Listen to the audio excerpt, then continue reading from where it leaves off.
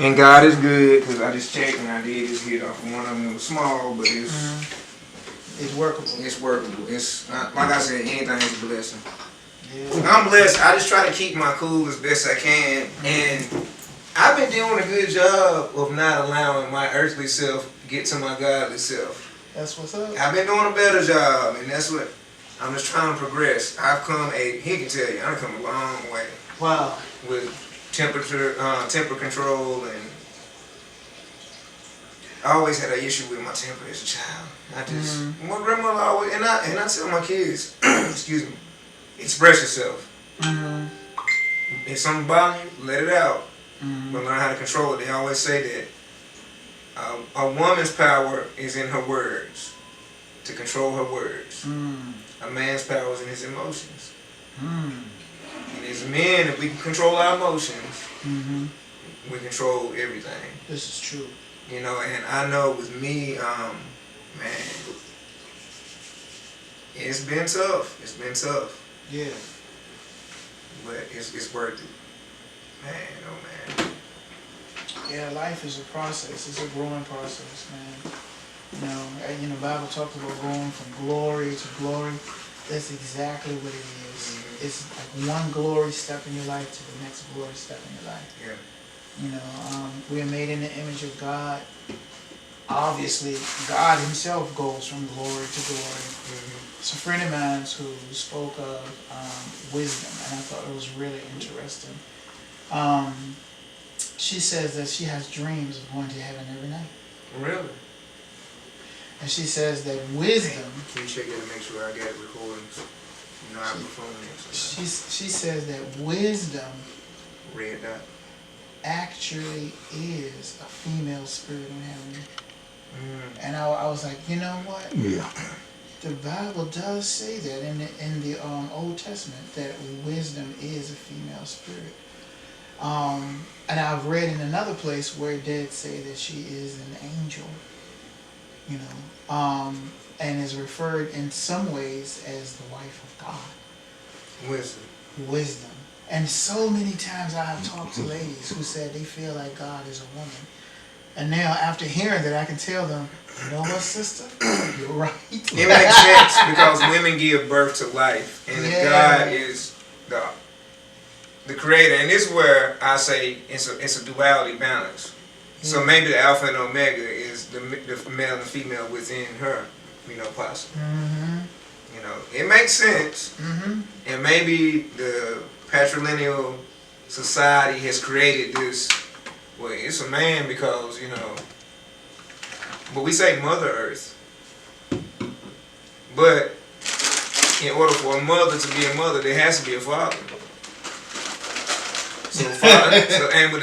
And think about this. The earth is, if it was round, even though the Bible describes it as being on a pedestal, so that's why I'm like, maybe it is flat. I'm looking at the oldest maps, but if the earth is round, that's no different than an egg in a womb. Wow. So, I mean, and this is what, sense. dude, and I tell people, like, if we could understand the things which we want to understand, it would drive us insane.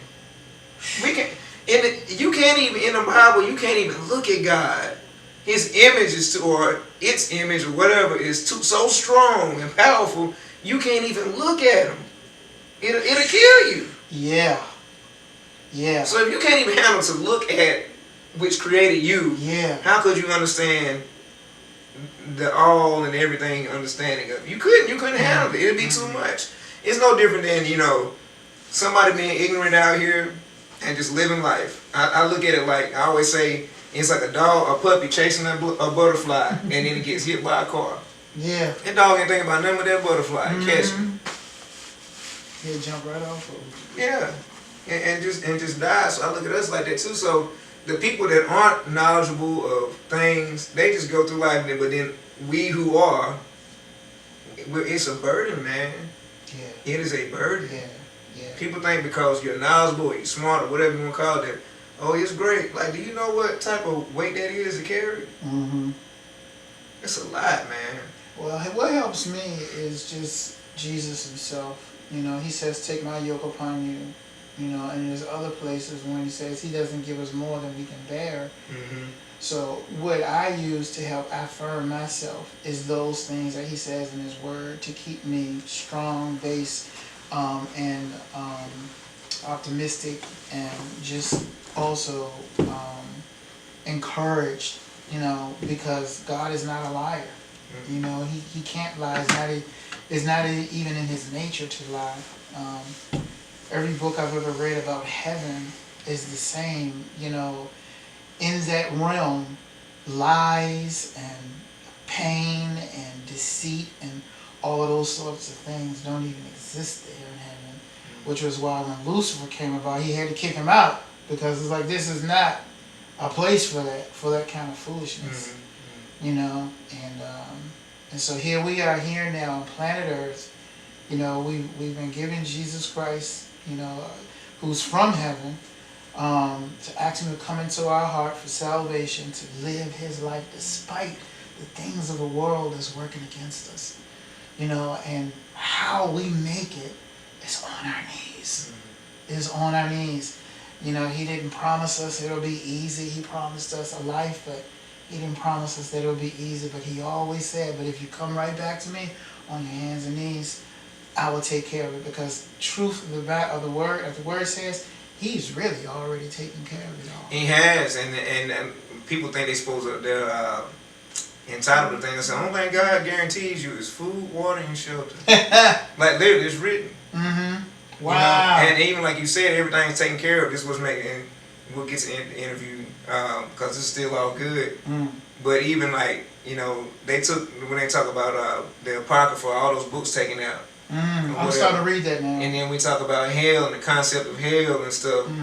And if Jesus went down after he died, before he was resurrected, he went down to hell and took the keys to hell. Yes, sir. So if you believe in Jesus, yes, sir, you ain't even got to worry about going to hell.